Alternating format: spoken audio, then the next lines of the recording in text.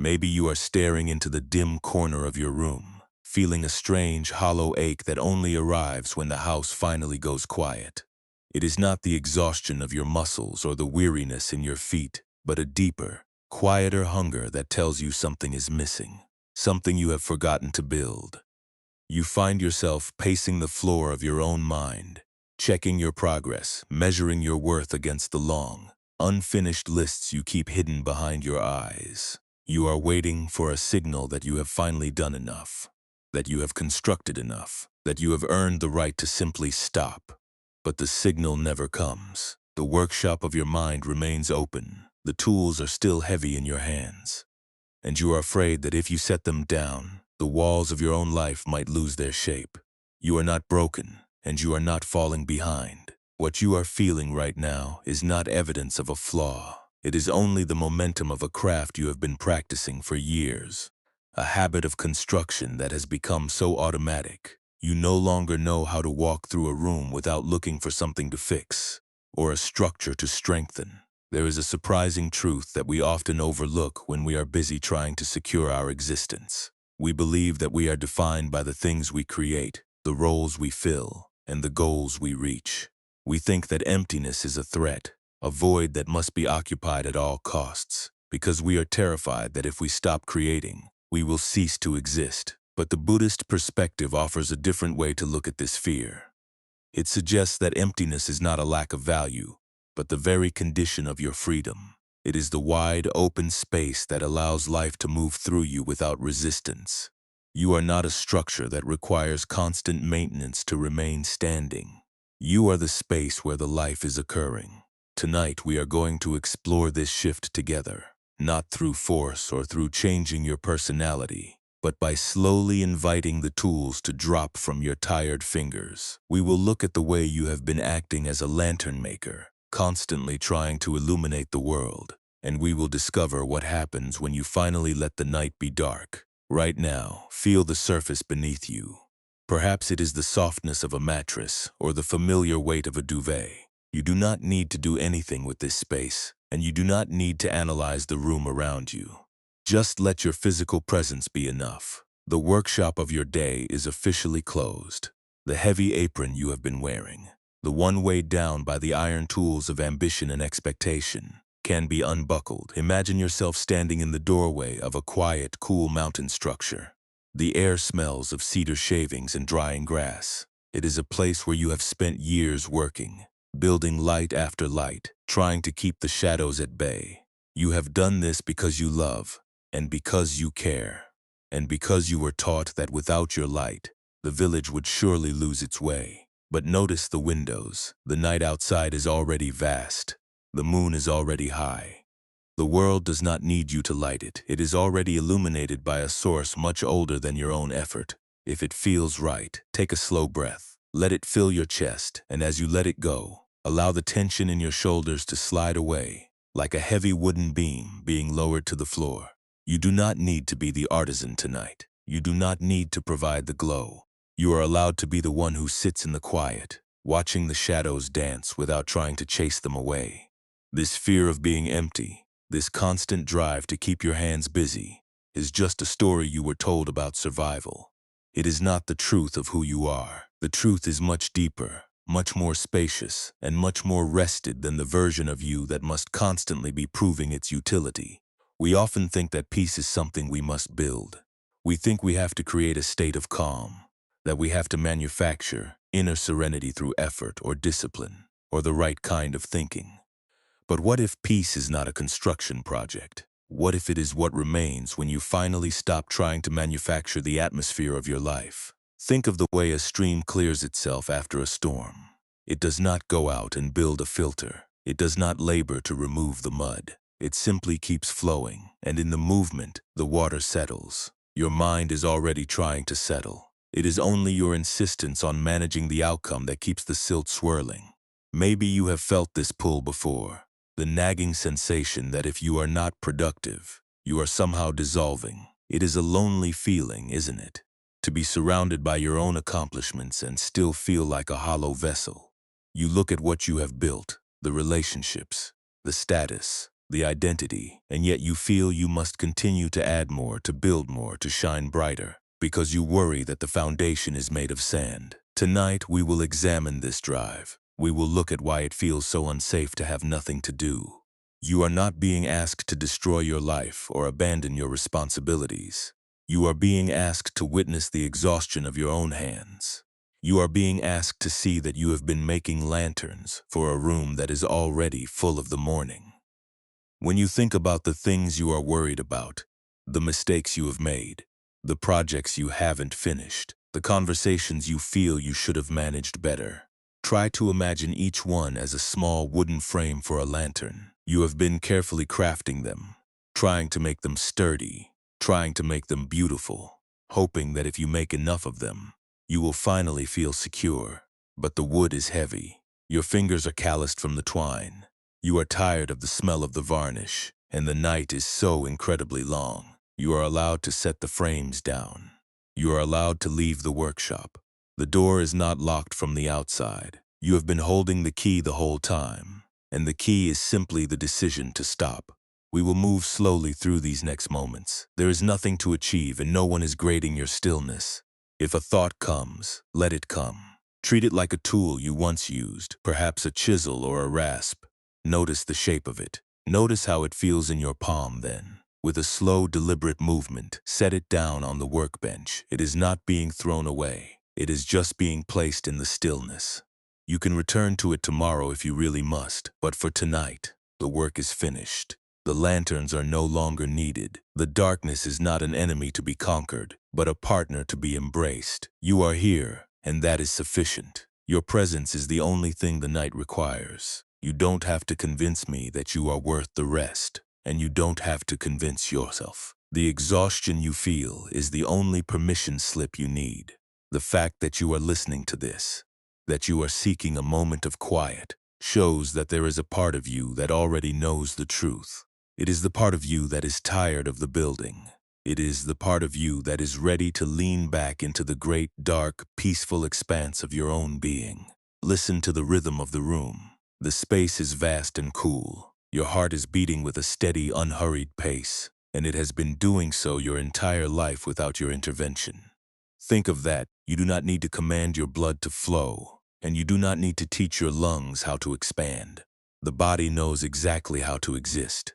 It knows how to be without building, without making, without trying to ensure its own safety. Your task tonight is to trust that wisdom. It is to let the body lead and to let the mind follow. Slowly into the dark, we are just beginning this journey, and there is no distance you must cover before you are allowed to close your eyes. Everything is already here. The stillness is waiting.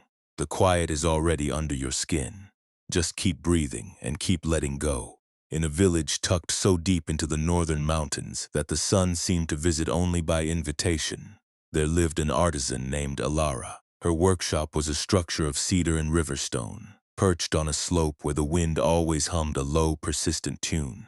Alara was known for the lanterns she built. They were not merely lamps of paper and light, but intricate cages of woven willow, designed to hold the flicker of a candle against the harshest mountain gusts. Every household in the village came to her. When the long, dark nights began to stretch across the calendar, they felt safer knowing their windows glowed with her craft. Alara believed that the darkness was a hungry thing. She viewed the night as a void that would swallow the village if she did not constantly fill it with her work. Her hands were always busy, moving with the precision of someone who had no time for hesitation. She gathered the willow reeds in the autumn when they were still supple. She dried the parchment until it was thin enough to capture the faintest amber glow. Her workshop smelled perpetually of pine resin and the sharp, clean scent of cedar shavings. As the years passed, the village grew more accustomed to her light. They began to expect it, and Alara, feeling the weight of their reliance, pushed herself harder. She started working into the small hours, ignoring the way her joints ached and the way her eyes strained under the dim flare of a single tallow candle. She feared that if she slowed down, the workshop would fall silent. She feared that if the silence lasted too long, she would have to face the cold, empty air of a night where she wasn't providing something necessary. One evening, After the last of the harvest, an old man arrived at her door. He was a local wanderer, known to the village as Master Kale, a man who had lived in the high caves for decades. He did not ask for a lantern. He simply stood in the threshold, watching Alara work. Her fingers were flying, weaving a frame of willow that had become brittle from the dry heat of the kiln. She was sweating, her breath coming in short, jagged gasps. Kale watched for a long time, his face a landscape of deep, quiet lines, until he finally stepped inside. He did not offer praise for her speed. He did not compliment the symmetry of the frame stacked to the ceiling. He simply reached out and picked up a small, unlit parchment from her workbench. It was blank, waiting for the glue that would seal it to the frame. He held the paper between his thumb and index finger, turning it so the moonlight from the window caught its edges. Then he looked at Alara, whose hands were hovering over a half-finished lantern, frozen in their habitual motion of grabbing for the next reed. He asked her a question that felt like a sudden drop in temperature. He wanted to know how many lanterns she had built that she had never actually seen. Alara was startled, her mouth opening to answer with a count of the hundreds she had shipped out. But Kale held up a hand. He told her to wait. He placed the blank piece of parchment back on the table, right in the center of her cluttered space. He suggested that she spend the next week building nothing. He did not tell her to leave the shop. He did not tell her to burn the frames. He only suggested that she leave the parchment exactly where it was, blank and unshaped, for 7 full days. Alara felt a sudden, sharp panic rise in her chest, a physical tightening that made her want to reach for her tools just to feel the familiar weight of them. The idea of leaving a piece of paper blank felt like leaving a window open in a storm. She insisted that she had orders to fill, that the village elders were expecting a fresh batch before the solstice. Kale only bowed, his movements as slow and fluid as water, and walked back out into the dark. He left the workshop door slightly ajar, letting in a gust of crisp, mountain air that stirred the dust on her workbench. For the first few hours, Alara tried to ignore the blank parchment. She busied herself with sorting the remaining reeds, her hands twitching with the urge to weave. She felt exposed, as if the lack of construction was a form of failure that would be noticed by the neighbors. But the night was unusually clear, and as the hours wore on, the silence began to settle into the corners of the room. It was not the hollow silence she had feared. It was a heavy, layered quiet, the kind that carries the history of the mountain within it. She stood at her table, looking down at the blank parchment. It had not moved. It was still waiting, just as she had left it. She realized that without her hands busy, she could actually hear the sound of her own breath, which had become rhythmic and shallow. She had spent so long defining herself by the output of her shop that she had forgotten how to stand in the room without being the person who was making the light. She was just a person, standing in a mountain workshop, surrounded by the scent of wood and the deep, abiding presence of the dark. She looked at her hands, the skin stained with resin and scarred by the reed work. They were shaking slightly, not from exertion, but from the novelty of doing nothing. She remembered Kale's gaze. It had not been critical. It had been observant, as if he were looking at the mountain itself. She felt a strange, terrifying shift in her perception. The lanterns she had built were scattered everywhere, finished and waiting, but in this moment, they felt like obstacles. They were clutter that separated her from the very space Kale seemed to inhabit so easily. The workshop felt different now that she wasn't actively trying to change it. The shadows that she had fought for years were not aggressive. They were simply shadows, shifting and changing as the moon moved across the sky. The fear that she had carried, the belief that she had to be the source of safety for everyone, started to feel like a heavy cloak she had been wearing in the summer heat. She still did not understand Kale's lesson. She did not know why he had chosen the paper, or why he had asked about what she hadn't seen. But as the first night turned toward dawn, Alara did not reach for the reeds. She stepped away from the table. She walked to the window and looked out at the village, which was sleeping under the cover of the stars. She had built hundreds of lanterns for these houses, and yet, looking at them now, she realized she had never actually seen them without the glow she had provided. She had never seen the village in its own natural darkness. It looked older, deeper, and somehow more peaceful than she had ever imagined. She went back to the center of the workshop, and for the first time in years, she did not look for a project. She noticed the way the rafters seemed to hold the weight of the roof with such ease, not because they were doing anything, but because they simply occupied their place in the structure. She stood in the middle of the room, feeling the coolness of the air on her face. She was not making a lantern. She was not preparing for the solstice. She was simply there.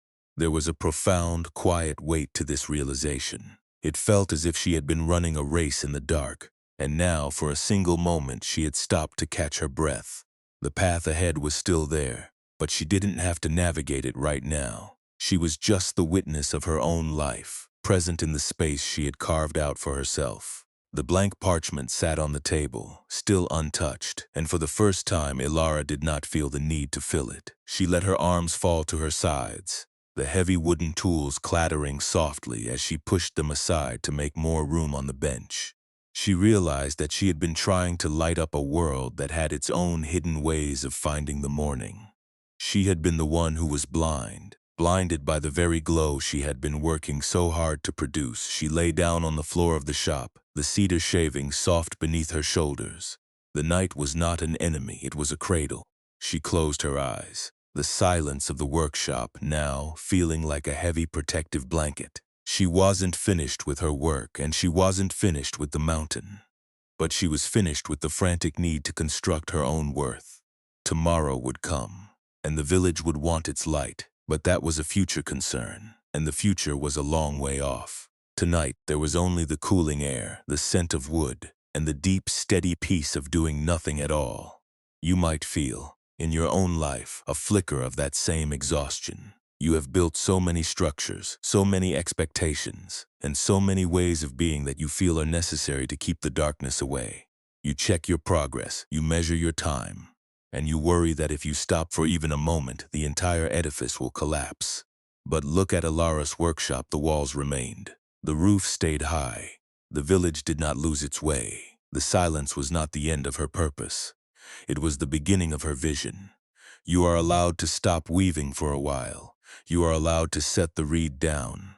You do not have to prove that you are worthy of your place in the world by the number of lanterns you hold in your hands. You are the artisan, yes, but you are also the one who needs to stand in the dark without fear. Just like Ilara, you have been trying to solve a problem that is already solved by the nature of the night itself. There is a rhythm to your breathing that knows more about peace than any plan you have ever made.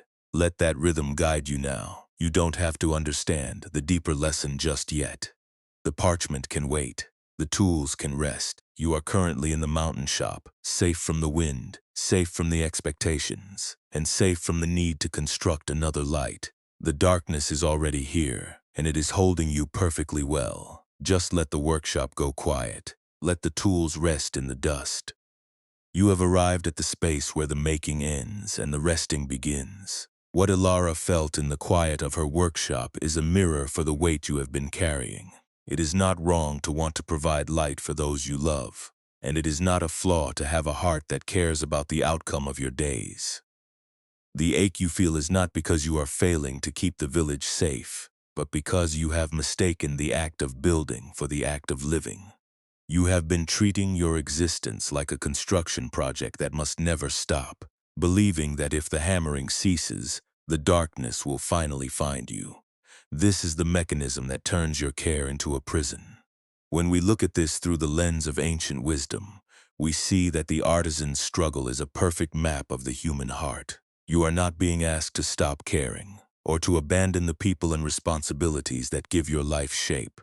That would not be peace. That would only be another form of turning away. Instead, we are looking at the way the mind insists on adding a layer of demand to every experience. The original event, the work you need to do, is like the mountain air itself. It is neutral, and it is manageable. But the layer you add, the voice that tells you that you are only valuable if you are busy, and that you are only safe if you are in control, is the secondary wound that keeps you awake. Think of how Ilara viewed the night. She saw it as a void that had to be filled, a threat that had to be managed through constant output. This is what we often do with our own lives. We feel a natural human vulnerability, and we translate it into a call to arms. We believe that if we just make enough, if we just plan enough, if we just anticipate every potential shadow, we will finally be exempt from the uncertainty of being alive. But the truth is that the night was always there, and it was never something to be defeated. It was only something to be lived within. When you feel that desperate pull to check your progress, or to tighten your grip on a relationship, you are essentially trying to build a lantern in a room that is already bright.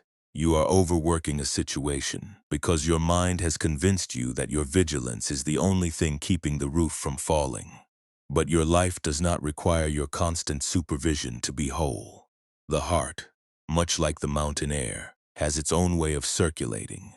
It does not need you to direct its movement or to justify its rhythm. This is the meaning of letting go.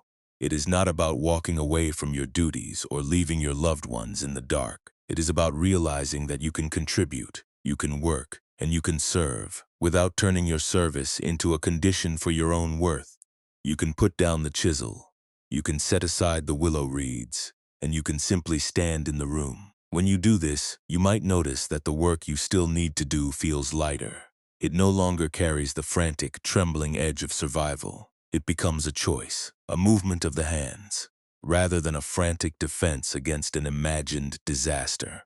You have been layering extra pressure onto your existence for so long that you may have forgotten what it feels like to be unburdened. It is as if you are wearing a heavy, iron-lined apron even when you are trying to sleep, even when you are lying in bed, even when the world is quiet. You are still bracing yourself for the next task. You are holding your breath, waiting for the demand to arrive. But there is no demand tonight. The village is asleep. The workshop is still. You have already done enough, and there is nothing you need to invent to justify your place here. The Buddha pointed to the fact that we are often trapped by the belief that we are the sole engineers of our own safety. We treat thoughts as if they are blueprints that must be realized, and we treat feelings as if they are alarms that must be answered immediately. This is how we turn the simple flow of living into a constant, grinding labor. But you are not the engineer. You are the space where the life is occurring. You are the listener to your own heart, and you are the witness to your own unfolding. When you see a thought arise, the thought that you are behind, or the thought that you must fix something tomorrow, you do not have to grab it. You do not have to weave it into a frame. You do not have to hang it in your window to prove that you are busy. You can notice it. You can acknowledge the shape of it, and then you can let it pass. Just as the wind passes through the open door of the workshop, the thought is not a command. It is just an event, like the rustling of leaves or the cooling of the evening air. You have been using your mind like a master builder, always scanning for what is missing. But what if you started using it like a guest in your own home? What if you treated your consciousness not as a worker, but as an observer? Imagine how much softer the air would feel if you didn't have to keep a tally of your usefulness. You would still be you. You would still care about your work. You would still love the people in your life. But you would be doing it from a place of presence, rather than a place of desperate, exhausted preservation. There is a natural state of rest that exists even in the middle of a busy life. It is the awareness that watches the activity without being consumed by it. It is the part of you that knows, even when you are rushing, that the rush is just a temporary state. It is the part of you that remains calm when the external world is chaotic. This part of you is already present. It is waiting for you to notice it, for you to grant it a little more room to breathe. You do not have to clear your mind to find this space. That is a common misunderstanding. You do not have to force the thoughts to stop or achieve a state of perfect silence to be a person of peace. You only need to stop believing the story that you are the one who has to keep the universe turning. When you see a thought of worry, do not fight it. Do not try to scrub it away. Simply see it for what it is. It is just a thought. It has no power over your breathing unless you give it that power. It has no authority over your worth unless you offer it that crown. You might find that as you listen to these words, your shoulders want to drop. That is a very good sign. It means that the part of you that has been bracing for impact is finally starting to trust the environment. It is realizing that it doesn't need to hold the iron-lined apron anymore.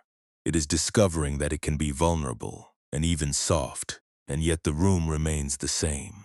The house is still standing. The night is still gentle. You are not losing anything by resting. You are gaining the truth of your own being. This teaching is meant to bring you closer to yourself, not to push you away from the life you have built. You are allowed to be both a person who contributes and a person who is capable of deep, bottomless silence. You are allowed to be the artisan and the mountain. You are allowed to be the light and the dark. There is no contradiction in that. The mountain does not have to struggle to be the mountain. It just is. You are the same. You are already exactly what you need to be, even in the middle of your mistakes and your fatigue. Take a moment now to let this settle into your heart. Do not analyze it. Do not try to make it into a new set of rules for your life. Just let the rhythm of the words be enough. Let them be like the scent of the cedar shavings in Alara's shop, familiar and grounding. You are not a document to be completed. You are a living, breathing expression of the night itself. You are allowed to stop weaving. You are allowed to step into the cool, dark room of your own presence. Everything else can wait for the sun. For now, you are safe, you are present, and you are entirely free to just be. This is the beginning of the shift. It is a very small, very subtle movement, but it changes everything. When you stop fighting the reality of your own exhaustion, you find that the exhaustion itself begins to shift. It is no longer a monster that is hunting you.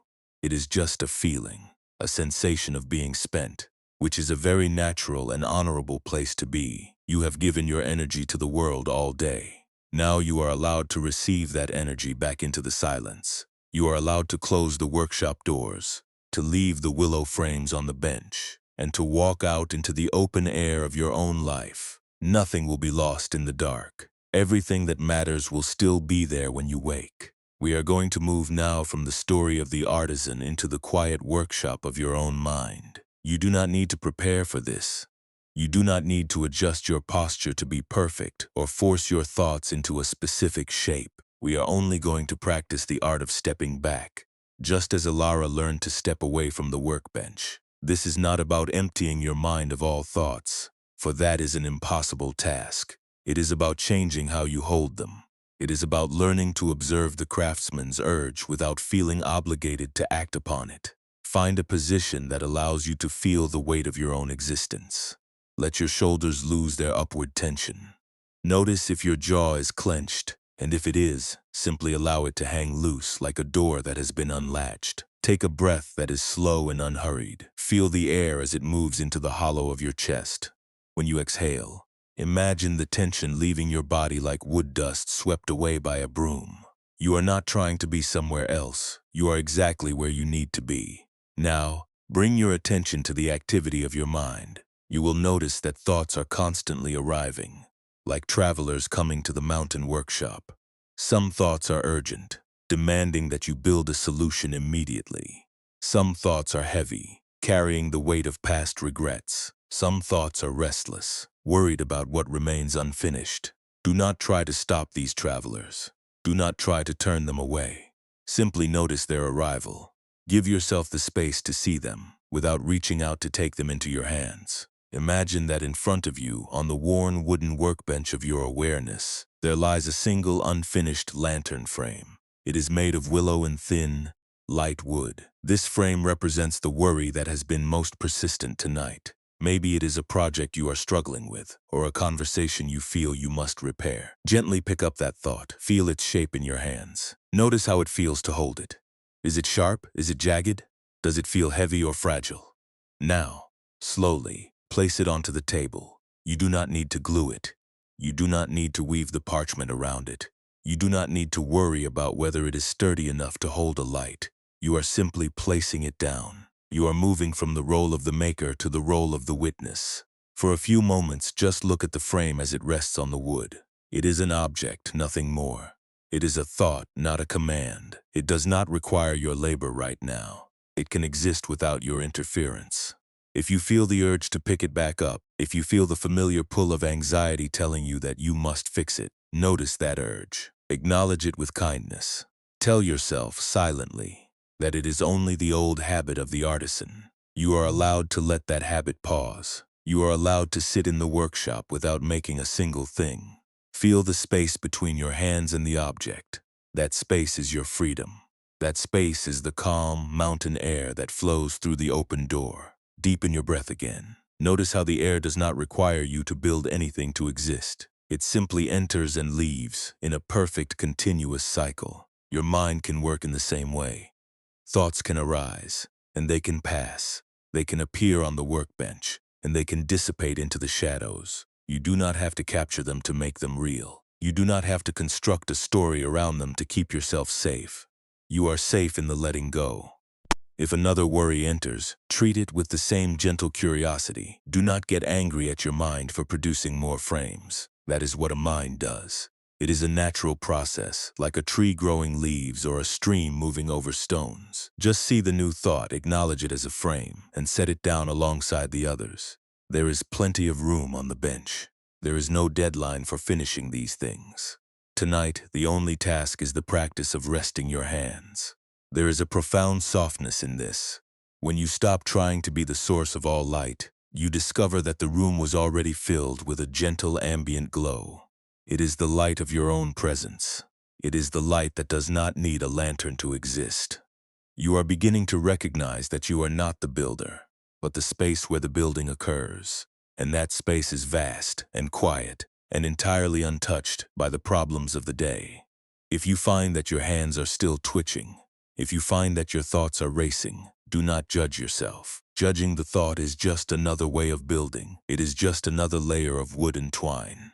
Let the judgment pass too. See it as another frame, place it on the table, and return to the steady, calm rhythm of your own heart. You are doing perfectly well. You are learning the language of the silence.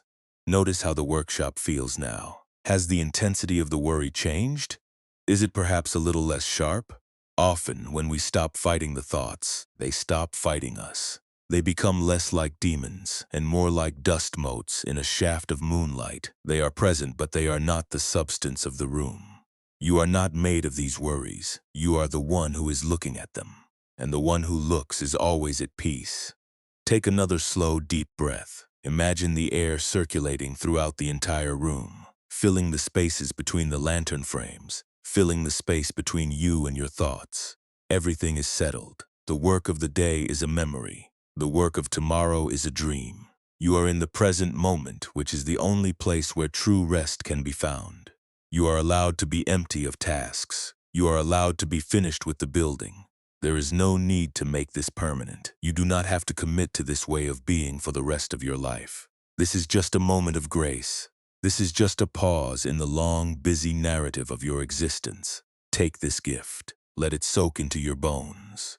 Let the weight of the day slide from your shoulders and rest upon the floor. You are supported by the earth, held by the night, and cradled by the very stillness you have been trying to avoid. Nothing is required of you now. You do not have to show results to the world. You do not have to present a finished product to yourself. Your worth is not determined by the number of lanterns you have built. Your worth is intrinsic, quiet, and unchanging. It is the simple fact of your own being. And that is enough. It is more than enough. As you sit here, in the quiet workshop of your own mind, allow the frames on the workbench to fade. They are not important tonight. They are just objects, and you are not the one who needs to carry them. You are the mountain, and you are the air, and you are the silence that remains when the hammering stops. Let this realization settle into the heart. Let it breathe through you. You are safe to let go. You are safe to be still. You are safe to drift. Years later, when the village had long since forgotten the young artisan's frantic pace, a student came to the mountain workshop. He was a man who carried the heavy burden of being the most successful lantern maker in the lowlands. He had heard rumors of the old master who lived in the high cedars, and he traveled for weeks, carrying his tools in a leather satchel. He wanted to learn the secret of her light. He wanted to know how to produce lanterns that could outlast any storm. And he wanted to know how to do it without the crushing fatigue that had nearly broken his heart back home. When he arrived, he found the workshop open to the air, just as it had been for years. The master, now a woman with silver hair and hands that moved with a slow, deliberate grace, was sitting in the corner. She was not weaving, she was not carving. She was simply cleaning a single, plain wooden frame with a soft cloth. The student knelt before her, his excitement barely contained, and poured out his story. He spoke of the thousands of lanterns he had created, the many accolades he had received, and the quiet, creeping fear that he was losing his touch. He told her that his hands were still, but his mind felt like it was constantly hammering. The master did not look up from the frame she was polishing. She listened to the torrent of his words until he ran out of breath. When the silence finally returned to the workshop, she set the frame aside and stood up. She walked to the center of the room and gestured to a pile of rough, unworked willow reeds in the corner. She asked the student to build a lantern. She gave him no instructions, no deadline, and no judgment. She simply told him to build the best lantern he knew how to make, and to leave it on the table when he was done. For 3 days, the student worked with a feverish intensity. He wanted to show her the perfection of his craft. He wove with a precision that was almost surgical, his brow furrowed, his breath held in his chest. He felt the old familiar pressure, that desperate need to be impressive, to be enough, to prove that his worth was tied to the object he was building. He didn't sleep much, and he didn't eat much. He only built. On the 4th morning, he placed the lantern on the table. It was a masterpiece of tight weaving and perfectly balanced weight. It was flawless. He waited for the master to comment. He waited for her to praise the structure, or perhaps to offer a critique of his technique. But she didn't look at the lantern. She walked over to the workbench, picked up a heavy, rusted metal weight that was used for pressing parchment, and placed it directly on top of the student's delicate, intricate willow frame. The weight was crushing. The wood groaned, and the perfect shape he had labored over for days began to buckle. The student jumped up, a cry of dismay catching in his throat, and reached out as if to catch the weight. The master caught his wrist. Her grip was firm, but her eyes were remarkably kind. She told him to stay where he was. The student watched, his heart pounding. As the weight slowly crushed the frame he had built with such pride, the willow snapped.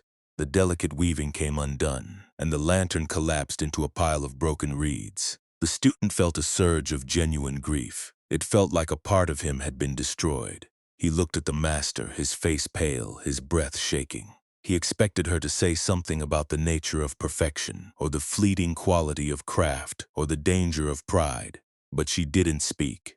She picked up a small, empty bowl from the table, filled it with water from a nearby bucket, and set it down where the lantern had been. She sat down beside the bowl, motioning for him to do the same. She waited until the student's breathing had slowed, until the initial sting of his failure had begun to settle into a dull, quiet ache. Then she asked him to look into the water. She asked him to tell her what he saw. He looked, and he saw his own reflection, distorted by the ripples he was creating with his own tremulous hand. She told him that the lantern he had built was a fine thing, but it had been built with a heart that was already holding its breath.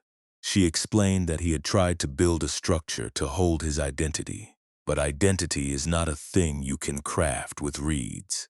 She took the water from the bowl and poured it over his hands, cleaning the dust of the work from his skin. She told him that he had spent his life trying to make himself into a permanent, uncrushable object, and that was the true source of his exhaustion. The student sat in the silence, watching the water drip from his fingertips. He realized that he had been so busy building that he had never once felt the air in the room. He had been so focused on the result that he had ignored the living presence of the process. He looked at the pile of broken reeds on the table. They were not a failure. They were just wood. They were just material that had returned to its original state. The pressure he had been feeling, the constant, grinding need to be productive, was not a requirement of life. It was a choice he had been making, over and over, every single day. He stayed in the workshop for another week, but he did not build another lantern. He helped the master carry wood. He helped her sweep the floor. He learned how to sit in the late afternoon, watching the shadows stretch across the floorboards without trying to name them or measure them. He learned how to feel the ache in his shoulders and simply label it as tiredness rather than inadequacy. He learned that the world would not fall apart if he spent an hour watching the way the mountain light turned gold against the cedar walls. This was the transformation. It was not that he stopped being a creator. He still loved the craft of making lanterns, but he began to build with a different kind of heart. When he picked up a reed, he was no longer picking it up to secure his future. He was picking it up because it was time to work, and when the work was done, he was able to put it down without a second thought. He didn't need to save the lantern from the weight of reality. He knew that the reality was much larger than any structure he could invent. He eventually returned to the lowlands, but he was a different man. People remarked that his work was just as beautiful as it had ever been, but there was a quiet, unhurried quality to his presence that hadn't been there before. He didn't talk much about his time in the mountains. He didn't offer advice to other makers about how to be peaceful. He simply lived his life, and in his living, there was a kind of light that didn't require any parchment at all. You might see yourself in that student. You might be the one who brings your satchel of tools to every situation, convinced that if you can just make one more perfect thing, one more perfect adjustment to your life, you will finally be safe. You hold your breath, you tense your muscles, and you scan the horizon for the next weight that might come to crush your work. But the weight is always coming. That is the nature of the mountain. The secret is not to build something that cannot be broken. The secret is to realize that you are not the lantern. You are the hand that weaves, and you are the space where the weaving happens. When the weight falls, and it will fall, you don't have to break with it. You can be the one who sits, watching the pieces fall and feeling the cool, clean water on your skin. You are allowed to be broken. You are allowed to be unfinished. You are allowed to exist without a purpose, without a project, and without a performance. Take a breath right now.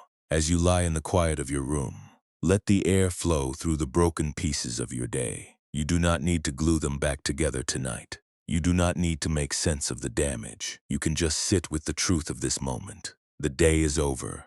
The work is done. The student in the story finally learned that the peace he was looking for was not in the lantern, but in the person who was willing to let it go. And that same peace is available to you right here, in the middle of your own tiredness, in the middle of your own brokenness, in the middle of the dark. There is no need to prove your existence. There is no need to defend your worth. You are not a lantern that must be guarded against the night. You are the night and the day and the breath and the space. Everything you are trying to hold together is already being held by something much larger, something that doesn't need your help to remain whole. Let your hands relax. Let your heart soften. You are finally truly allowed to be empty. You are finally truly allowed to rest. You have heard the story of the student who tried to build a permanent structure in a world of change, and you have felt the echo of that struggle within your own chest. It is a very human tendency to look at the fragility of our days and decide that the only solution is to build higher walls. We see that life is unpredictable, that people we love can drift away, that our jobs can shift, and that our own bodies will one day tire. So we attempt to construct a fortress of certainty to protect our peace. We rehearse the future to prevent surprises. We replay the past to find the mistake that caused the current discomfort. We judge ourselves harshly for every crack in our armor, because we believe that if we were just more diligent, more productive, or more careful, we would finally be immune to the cold. This is the great deception of the anxious mind. You believe you are building a lantern that will eventually allow you to stop working, but in reality, you are building a cage that keeps you from ever being at home. The suffering you experience is not coming from the events of your life itself. It is not coming from the difficult conversation, the mounting list of tasks, or the uncertain turn of a situation. These are simply the weather of your existence, the passing gusts of mountain air, the extra weight you feel, the heavy, suffocating mantle of distress, is what the mind adds when it decides that these events should not be happening. Think of it this way. If you are walking through the village and a sudden rain shower begins, you will get wet. That is the nature of the rain. It is a fact of the mountain. But if you begin to berate yourself for being in the rain, if you start to analyze why you didn't check the sky, if you start to imagine that you are always getting wet because you are somehow flawed or destined for misfortune, then you have added a second, unnecessary layer of moisture. You are drowning in the interpretation of the rain rather than simply walking through it. Your mind has decided that the rain is a personal failure rather than a natural occurrence. This is the core of what we mean by resistance. When you struggle against the uncertainty of your life, you are essentially trying to stop the tide from moving. You feel the pull of your own fear, and instead of allowing yourself to feel it, you wrap yourself in a suit of iron-lined armor. You become rigid, braced for an impact that may never come, or that has already passed. The control you seek is an illusion. You cannot control the mountain air, and you cannot control the movement of the moon. Yet you spend your energy trying to map every shadow as if you could command them to stay still. You fear that if you let go of this vigilance, you will dissolve. You worry that if you aren't constantly managing the environment, you will lose your identity. But look closely at that fear. It is just another frame for a lantern. It is a thought, a construction of the mind, designed to keep you occupied so you do not have to look at the vast, quiet space of your own being. You are not a construction project. You are the space where the life is occurring, and that space is already complete. It does not need to be reinforced with your worry to be valid. When you notice yourself rehearsing the future, trying to anticipate every possible outcome so you can be prepared, recognize that this is not wisdom. It is simply the fear of the dark disguised as foresight. When you replay the past, searching for the exact moment you went wrong, you are not learning. You are simply practicing the art of self-punishment. You are convinced that if you can just understand your failure, you will finally deserve rest. But peace is not a reward for a perfectly managed life. It is the natural state that remains when you stop adding your judgment to the flow of your days. The Buddhist insight into this is remarkably simple and deeply liberating. It suggests that there are always two kinds of pain in a human life. The first kind is the pain of living. It is the physical sensation of fatigue, the discomfort of an awkward interaction, the sadness of a goodbye, or the sting of a mistake. This pain is real and it is natural. It is the friction of existence. We cannot avoid it, and we do not need to. The second kind of pain is the one we create ourselves. It is the suffering of "this shouldn't be happening. I should have done better, or if only I had been stronger." This is the pain of resistance. It is the sound of the carpenter hitting his thumb and then screaming at himself for being clumsy, instead of just tending the wound. You can learn to distinguish these two. When you feel a sharp pang of worry or regret, stop for a moment. Ask yourself, how much of this weight is the event itself? And how much is the story I am telling about the event? How much is the rain and how much is the anger at the sky? You will likely find that the majority of your suffering is the secondary layer, the armor you have constructed to defend yourself against the reality of your own vulnerability. You do not have to change your life to change your relationship with it. You do not have to become a different person with fewer challenges or a more predictable path to find a sense of inner freedom. You only have to stop layering the armor over your heart. When you feel a difficult emotion, try to meet it with the same compassion you would offer to a traveler who has lost his way in the mountains. You would not tell the traveler he is a failure for being lost. You would offer him a seat by the fire. You would offer him a cup of warm water. You would offer him the space to simply breathe until his heart stopped racing. Why do you not offer yourself the same courtesy? Why do you insist on acting as your own judge and jury, constantly reviewing your own life for errors? The truth is that you have been doing the best you could with the tools you were given. You have been trying to navigate a complex and often painful world, and you have developed these patterns of control and overthinking as a way to keep yourself safe. They were not malicious, they were simply misguided. They were your way of trying to light a candle when the night felt too deep. But you are a grown artisan now.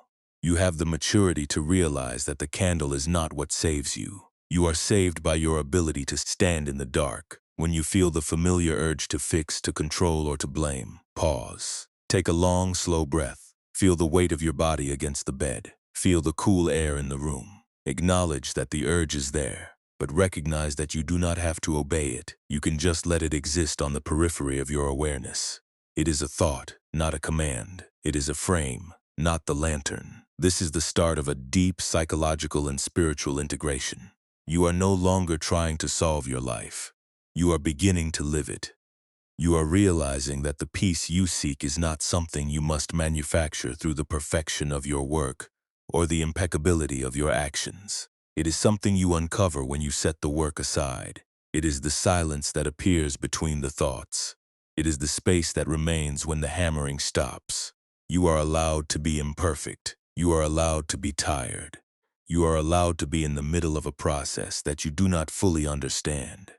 You do not have to have all the answers tonight. You do not have to account for every mistake you have ever made. The mountain does not demand an apology for the fog. The night does not require you to justify its length. You can simply be who you are in this moment, exactly as you are. As we continue to let these words settle into the quiet of your room, notice if your grip on the day is loosening. Notice if the need to understand everything is giving way to the simple desire to be present. You are safe here. The workshop is still. The fire is dying down to a soft, glowing ember, and there is nothing else you need to build. You are finally, after so much effort, just beginning to learn the beauty of the dark. This wisdom of the workshop is not meant to be left behind in the mountains. It is meant to walk with you through the front door of your actual life. Think of your day as a long, continuous series of small thresholds. You are constantly stepping from one space into another, from the quiet of your morning coffee to the noise of the commute, from the intimacy of a conversation to the isolation of a glowing phone screen. In each of these transitions, the urge to build a lantern, to craft a defense, to manufacture a sense of security will arise again. The key is not to eliminate the urge, but to notice it before it turns into a heavy, iron-lined apron. Take the moments when you are waiting. Perhaps you are checking your phone, waiting for a message that will tell you if you are valued, or if the situation is resolved, or if you have been forgiven. This is a classic moment where you might feel the pulse of the artisan's anxiety. You are crafting a narrative where the incoming text is the light that saves the room from shadow.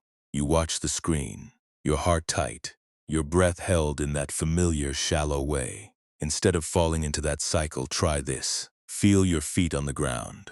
Notice the weight of your body in the chair. Recognize that you are waiting, and acknowledge the ache of that waiting as a real human sensation. Then simply breathe. Do not try to solve the waiting. Do not try to secure the answer. Just be the space in which the waiting is occurring. You are not the message, and you are not the lack of it. You are the observer of the process, and that is enough. What about those long, hollow hours when you lie in bed and the mind begins to replay a mistake from the afternoon? You feel the sting of what you said, or the embarrassment of how you acted, and you feel the need to go back and rewrite the scene. You are trying to build a better frame for the lantern of your past, but the past is wood that has already been carved.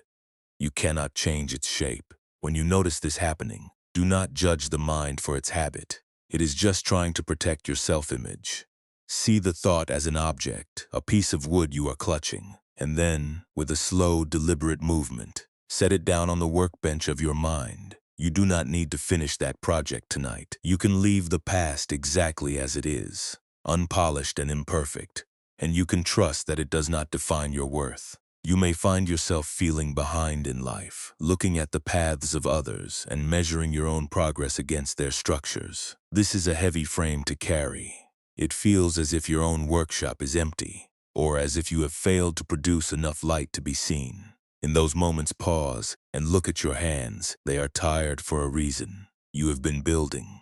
You have been striving. You have been doing the work of being human in a world that asks for constant output. You are allowed to be tired. You are allowed to stop weaving for a while. You are not behind, because there is no race.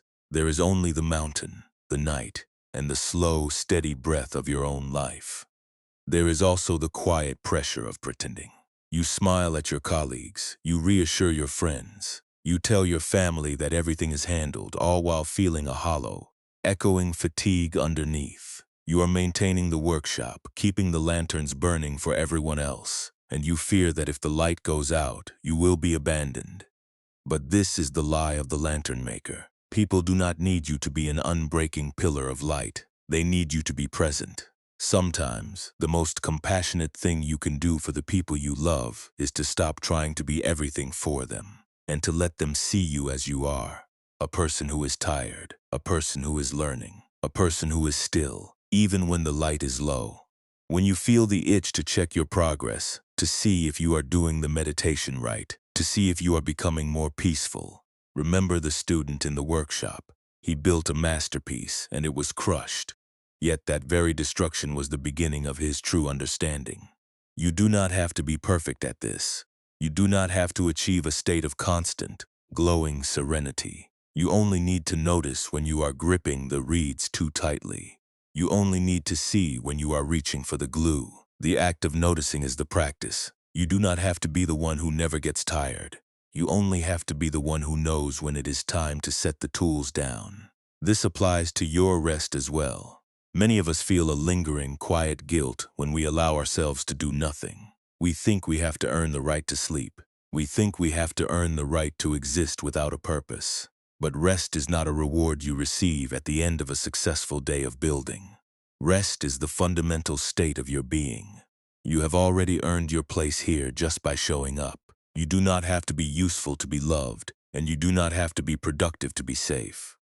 Tonight you are invited to let go of the accounting. Put down the tally of what you have done and what you still have left to do. They are just thoughts, and they are not the truth of your worth. Consider the simple act of choosing not to obey every thought that crosses your mind. A thought says, I am failing. Another thought says, I must worry about tomorrow. A third thought says, I am not enough. These thoughts are loud, yes, but they are not the voice of the mountain. They are just the birds circling above the workshop. They are just the wind rattling the rafters. You do not have to build a house for every bird that flies by. You do not have to weave a frame for every gust of wind. You can just let them happen, and you can remain in the quiet center of the room. This is a discipline, a small, subtle act of courage that you can practice in every single hour of your day. You can care deeply about your work without gripping it until your knuckles turn white. You can be dedicated to your relationships without needing to manage every outcome. You can love someone without trying to force them to be a certain way so that you can feel secure. This is the shift from building to being. It is the shift from the anxiety of the artisan to the stillness of the mountain. You are not abandoning your life. You are finally, after so much frantic labor, giving your life the space it needs to breathe. When you feel the urge to force an outcome, to push a conversation toward a certain result, to control the trajectory of a project, stop. Take that breath. Ask yourself, am I building this because it is needed, or am I building it to soothe my own fear? If it is fear, you have your answer. You do not need to build it. You can step back. You can wait. You can allow the situation to unfold without your interference. Often you will find that the outcome is better, clearer, and more natural than anything you could have engineered. You are a traveler on a path that is sometimes paved and sometimes covered in forest moss. You are a person in a house that sometimes leaks and sometimes keeps the rain away. You are a witness to a story that is currently being written, and you are not the sole author. There is a larger rhythm to your days than the one you are trying to keep with your own frantic heart. Trust that rhythm. It has held you through every difficulty you have ever faced. It has brought you through every night, and every morning it will hold you tonight, too. As you lean into the final moments of this journey, notice the change in the atmosphere of your own mind. It is not that you have solved the life you were worried about. It is that you have realized the life you were worried about is not something you need to carry on your shoulders. You can set it down. The bench is sturdy. The floor is clean. The workshop is waiting for you to walk out of it and into the cool, deep, and silent night. You have done enough building. You have done enough weaving. Now you are simply allowed to be. Let the tools rest, and let the heart begin to find its own level, in the quiet, in the dark, and in the peace of simply being alive. The mountain workshop has grown very still. The wind that used to rattle the cedar rafters has quieted into a gentle, rhythmic sighing, and the sharp scent of pine resin has faded into the cool, dark musk of the sleeping earth. You are standing in the center of that workshop now, but the workbench is clear. The piles of willow reeds, the half-finished frames, the stacks of parchment, and the heavy metal weights have all dissolved into the shadows. You have set down the tools of your labor. You have finished the work that was never truly yours to complete. Let your body sink deeper into the comfort of your bed, Imagine your limbs becoming as heavy and unmoving as the river stones that line the mountain path. There is no more need to stand. There is no more need to build. Every muscle that has been braced for impact is now loosening, releasing the memory of the struggle like a breath long held. Feel the weight of your shoulders resting against the mattress, and know that you do not have to hold the roof of your life up anymore. The walls are sturdy. The mountain is ancient. You are held by a silence that knows nothing of deadlines or expectations or the frantic need to be someone else. The lanterns you once thought were necessary to keep the darkness at bay are unnecessary here. You are not a creature of light that fears the night. You are the night itself, vast and capable and entirely at peace with the shadows. Let your breathing match the rhythm of the mountain air, slow and deep and unforced. Each exhale is a shedding of one more layer of iron, one more expectation you placed upon your own shoulders, one more story you told yourself about who you had to be to deserve this rest. With every breath, you become a little lighter, a little softer, a little more aligned with the stillness that has been waiting for you all along.